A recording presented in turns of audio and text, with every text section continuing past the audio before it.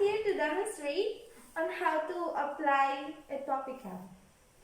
First, we need to gather equipment. The water, the medicine, the applicator, the gauze pad, the medication tray, and the gloves and the kidney basin. Check the medication order against the original positions ordered according to agency policy. Clarify any inconsistencies. Check the patient's charts for allergies.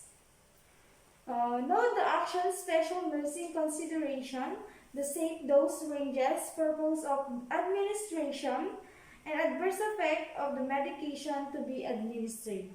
Consider the appropriateness of the medication for the patients.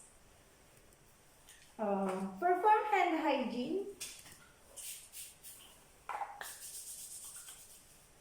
Prepare the medication for one patient at a time. Read to MAR and select the proper medications from patient's medications drawer or unit stock. Compare the label with the MAR. Check the expiration dates. And perform calculus if necessary. When all medications for one have been prepared, recheck the label with the MAR before taking them to the patients. And return the medication stock to patient's drawer.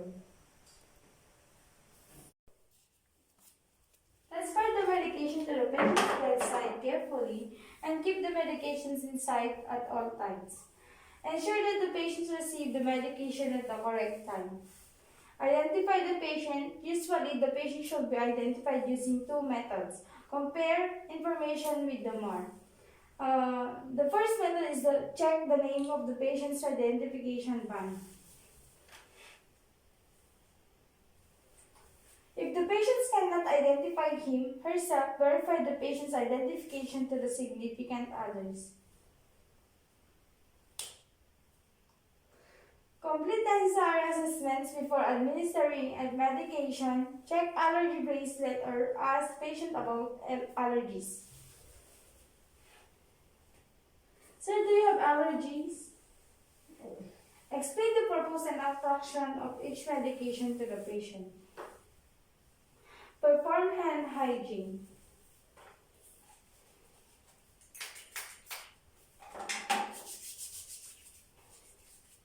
Put on gloves.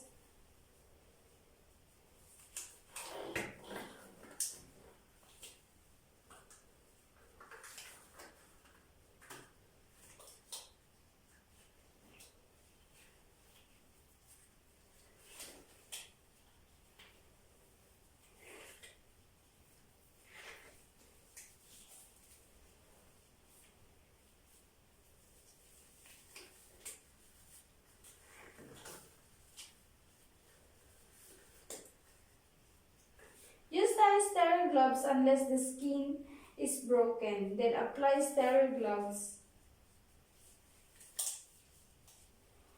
Wash, rinse, and dry the affected area with the water and clean gauze. If the skin is very dry and flaking, apply topical medication while skin is still damp.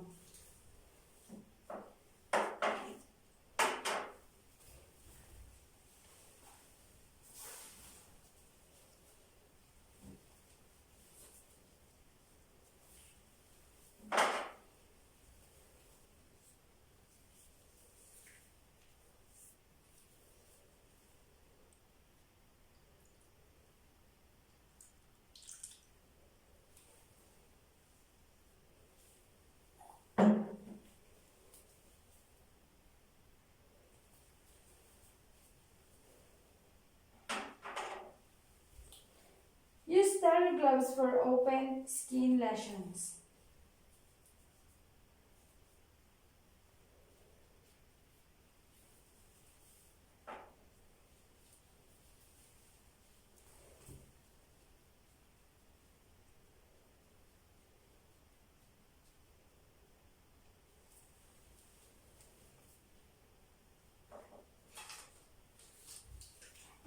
required amount of medication using a cotton tip applicator. Make sure that we need to note the cotton tip applicator is sterile and for single use only. Let the patient know that initial application may feel cold.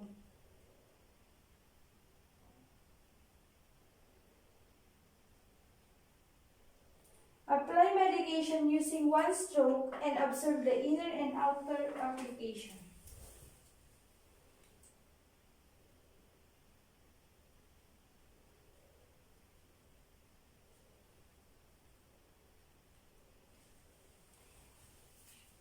Observe signs of irritation or redness.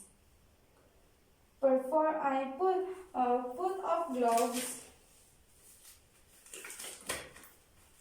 and perform hand hygiene.